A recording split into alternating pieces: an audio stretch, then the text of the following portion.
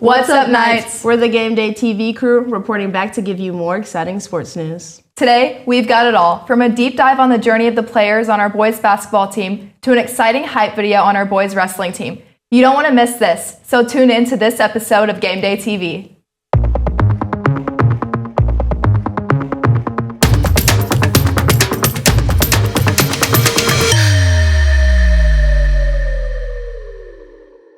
Now that we've kicked off, let's get rolling on some action from our boys wrestling team. For many athletes, the sport they play dictates their whole life. With starting wrestling at a young age, combined with his dad being his coach, this is especially true for Noah Brown, a sophomore on our wrestling team here at FHN. Let's learn more about this through a journalistic video made by Danica Fugina. For most athletes, you get into the sport because of a friend or through your parents. Noah Brown was born into this sport. With his father being the head boys varsity wrestling coach, Noah has had to prove himself with the work that he puts in behind the scenes. Probably the first thing is just hard work. He's willing to put in the work. He's been doing this for a long time, and he's had it instilled into him since he was a little kid to work hard, and generally good things are going to happen. So that's probably his biggest thing, and he's very physical, and he does not like losing. I'd say I train about 5 to 6 times a week. I feel like this year I've definitely been a lot more intense and a lot more hardworking than I have last year. 100% all practice. I'd say you always see him wrestling with like seniors or whatever and keeps up with them pretty well. I'd say he's 100% all practice. The relationship between this father and son duo has gotten them closer even outside of the wrestling room, with a focus on making sure he is a dad before he is a coach. I kind of like when you step in the wrestling room, you kind of have to just think of him as your coach, not as your dad. And it's definitely hard to like take that mindset off because I always see him as my dad and not always as my coach. It's complicated. I try to be a little bit more hands off. I try to let a lot of our other coaches direct him so we don't have that conflict between dad and son. But obviously, if I see something that needs to be corrected or I think it's something that he needs to work on, then I'll definitely speak up. Things like if you're the coach's son, you gotta be like the best on the team or one of the best on the team. So it also just adds pressure because I feel like I'm expected a lot more because of that. With people challenging the fact that I'm on varsity and because of my dad, it just puts like another mindset of wanting to do good. If I were Noah, I would probably feel like I had to perform better. Being able to have your dad in your corner has been a huge help for Noah, with the pressure that comes along with your dad being your coach. I'm sure there's a lot of pressure there. I've known a lot of other wrestling coaches that have had their own kids go through, and they've all tried to give me a few little tips here and there. Try to be dad first and then be coach second. He's pretty goofy. I mean, he definitely makes remarks that makes a lot of people laugh, but at the same time, he also challenges a lot of people, and he's very gives great advice. I ask him about every year. I'm like, you want me in your corner or you want someone else? And he still wants me in his corner, so I guess that means it's still all right. He knows where he should be as a dad and as a coach, and I'm kind of glad he knows to not push me too hard to where I don't like the sport, but push me enough to where I'm getting pushed and challenging myself.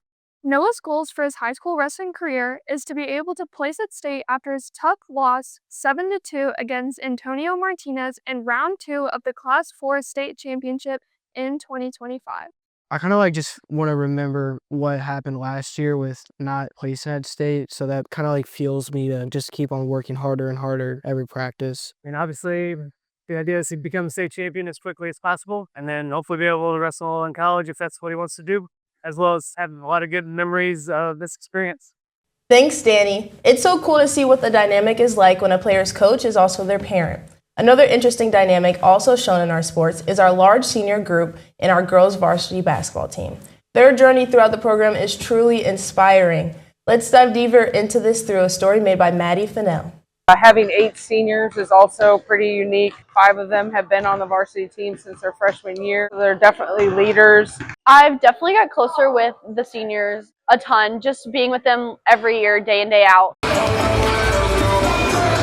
They're probably one of my favorite senior classes that I've had in the past 18 years. The bond that we've had the last 4 years and watch them grow on and off the court and grow together as athletes is pretty awesome.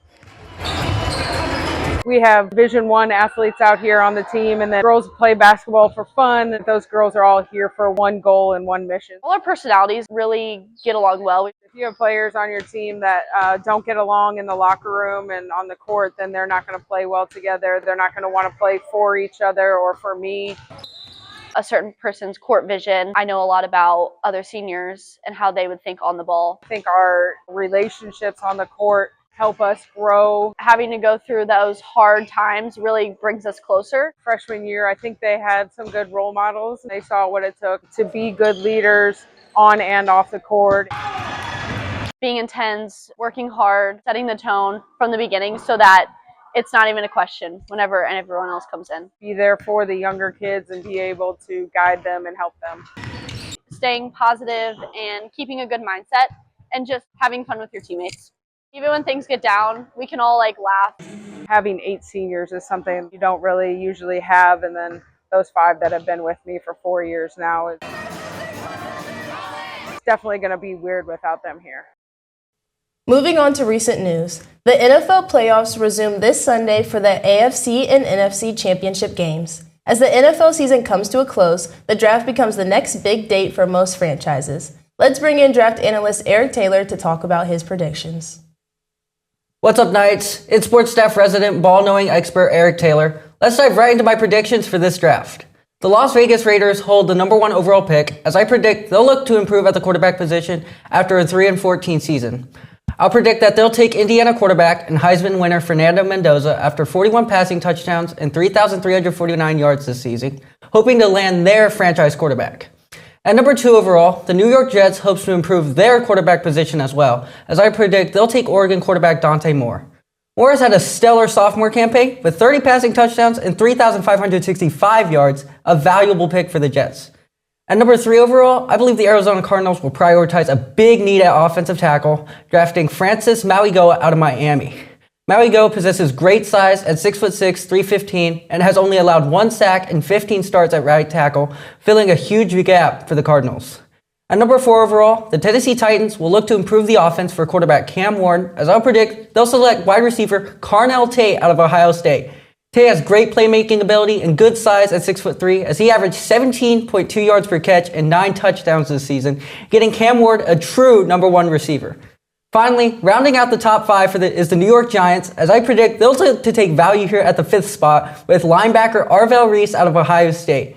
Reese has natural linebacker instincts with 6.5 sacks this season and 69 tackles with a great blend of size at 6'4", 243. He'll look to make an impact immediately for the Giants defense. Now moving on to boys basketball, let's hear from our very own Trace Hunter. What's up, guys? I'm Nathan Smith. I'm here in our studio with boys basketball star Trace Hunter. Trace, why don't you introduce yourself a little bit? What's up, guys? I'm Trace Hunter. This is my first year on varsity. Kind of play all over, kind of more of a forward. Yeah. Yeah, and Trace, first year varsity guy, tell us a little bit about what feels different this year as opposed to last season. So basically just being a part of the program, I can see I feel like varsity is definitely, there's a lot more chemistry this year. It just feels like way more of a team. And I think that plays a huge part in our success that we've had, and it just, everyone wants to win, everyone wants to be there. Yeah, and then as a junior, tell me someone maybe a little bit older on the team that's kind of mentored you and helped to get you to this point. I'd say Andre for sure. He's definitely helped me a lot. Just makes me feel more comfortable out there. This is his 3rd year on varsity, so he knows, he's been there, he's been doing it for a while, he knows what it's like, he knows what the coaching's like, and just, he's whether it's practice or games, just makes it easier out there and just kind of makes you feel more comfortable. Yeah, and then obviously chemistry's paying off. You guys are stacking a fair bit of wins this season. Tell me, what does a successful FHN boys basketball season look like? Where's the end goal? I'd say just definitely a winning record, and we're in a very tough district. CBC, Chaminade, some really good teams, but even getting 1 district win is something that I don't think has been done in a while. So I think that's our goal, is just having for sure a winning record and possibly going on somewhat of a district run. Yeah, for sure. And then looking a little bit past this season, tell me about some players on our team who fans might want to look out for next year. Definitely the underclassmen. I'd say Beckett and Aiden Roth, 2 freshmen, both, crazy skill for their grade. I'd say them being here the next 3 years, another 3 seasons, they're going to be really, really good just as they grow and keep getting better. Yeah, for sure. It's great to have good underclassmen. And when you look at North's roster this year, you don't really see a ton of height. Tell me what type of game plan you guys run that kind of compensates for the lack of a big man. Yeah, for sure. We run. We before the season, we did a lot of running, got really good shape, and we just focus on defense, constant pressure, just getting up and down the court and playing at a fast pace and playing, how we want to. Yeah, for sure. And do you think that off-season training really helped you guys? 100%. Just getting a lot of games in the summer and being in a fall league, we just, started building that team chemistry early, and we were getting comfortable with each other and just getting up and down the court, like I said. Yeah, and obviously, great season you guys are having. Thanks so much for coming in today. Trace Hunter, everybody. Of course. Thanks. Staying on the topic of basketball, our girls and boys teams play Francis House Central on February 3rd, looking to take a dub on our well-known rivals. On that note, our boys and girls wrestling team is working hard to prepare for their Thrasher tournament on January 30th and 31st, where they will compete at high levels and prepare for state. Now that you're all updated, let's get right back into some hype action. Enjoy this video made by Kyndal Jacobs on our boys basketball team. What's your name and what grade are you in? Elijah Bollinger, senior. Cohen Oster, I'm a junior. Isaac Butler, 10th grade. Andre Stitton, I'm a senior. What is your favorite pregame song? Wagon Wheel, Darius Rucker. Make No Sense by NBA Youngboy. 2018 by Rod Wave. Party in the USA. Can you sing it? Rock me, mama, like a wagon wheel. Rock me, mama, any way you feel. I feel like I'm Gucci Man in 2006. That's all I know. Solid. My tongue get twisted and I don't know what to say. Should have picked up the phone, but my pride got in the way. Yeah, it's a party in the USA. That was a fun video. The wrestling season is wrapping up with only a couple of meets left of the season. So let's watch this hype video made by Danica Fugina.